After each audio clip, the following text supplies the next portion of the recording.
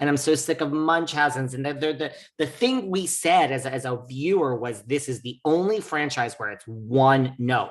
The entire season is about Munchausen's. The entire season is about Lucy Lucy apple juice. Ugh. And somehow at the end of the day, it's famous people, Rinna and Garcelle and actresses, and it is just extreme wealth. And so I think, like, when I tell you a year from now, my podcast is going to be here and, 2Ts will probably be finished because Tamara has better things to go and make her money with.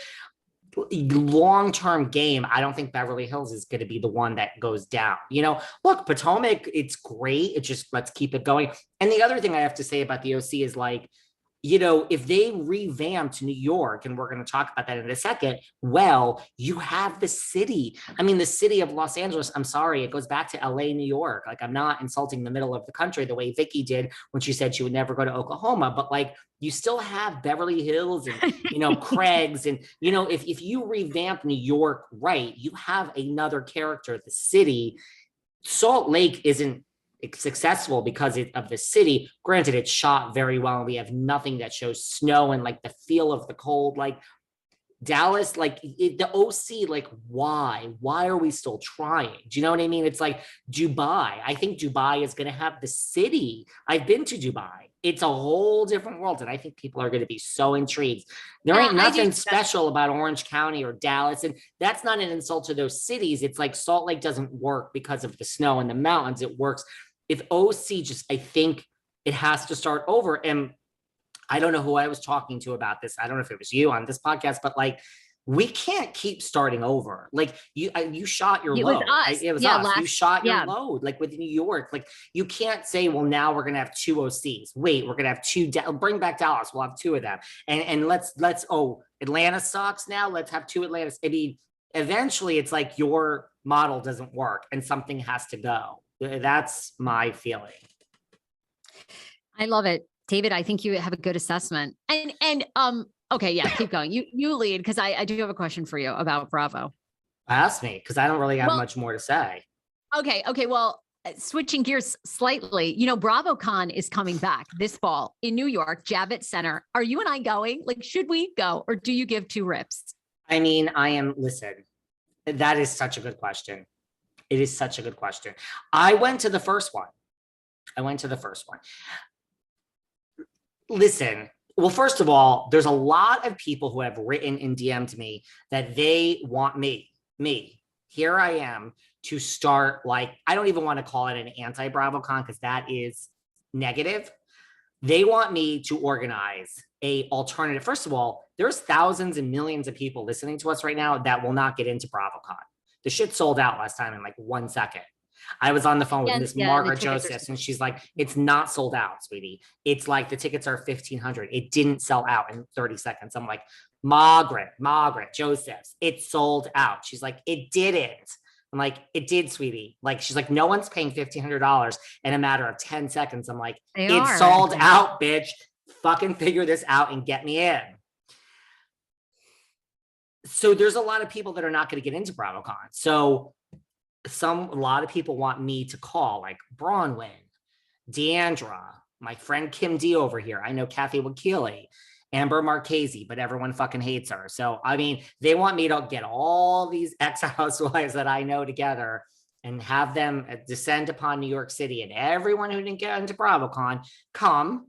And then whatever prices we're going to charge, I mean, this is a lot of work. I mean, I know it's so much work. That's the problem. Could I do that? Could I put on my own BravoCon of ex-housewives? Oh, 100%. And I can guarantee you whatever prices we're going to charge, and we have to charge something. If there's restaurants and but I would do dinners and meet and greets and just an intimate. And I guarantee you.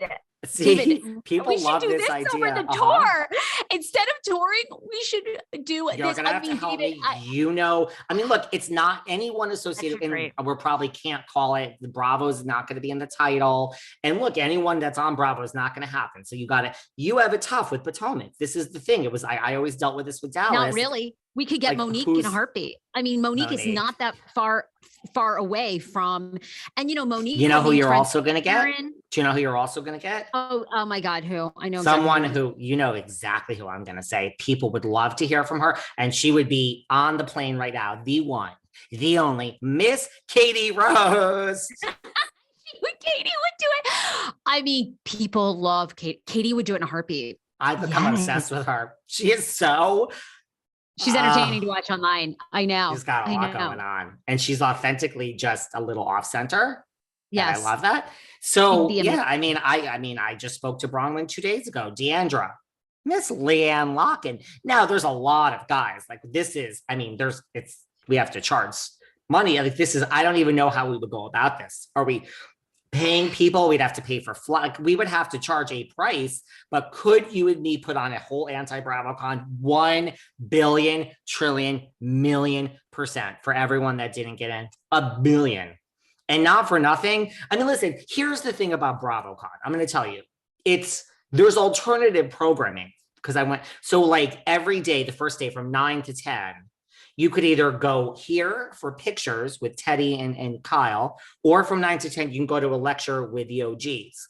From 10 to 11, you could either go to a Southern Charm brunch, or you can go get your picture taken with the Tres Amigas. So it's like there's a lecture, there's like an event, and then there's a picture opportunity, all happening at the same time. So you got to choose. You don't do it ahead of time, but when you're physically standing there, and so like, and this is no shade, but I mean, Teddy says I like pictures with people. I mean, I don't need pictures with anyone because I'm friends with all these people. And no offense, but like, what could I learn? This sounds so egotistical, and it's not, but I don't know. I don't really need a lecture on how it works and producers and what happened in season 3. Like these people come on my show. Like I'll ask them when they're here. Like, Craig, do you fucking want to marry Paige or not? Like, just fucking answer my question. You're sitting in front of me. So I don't know.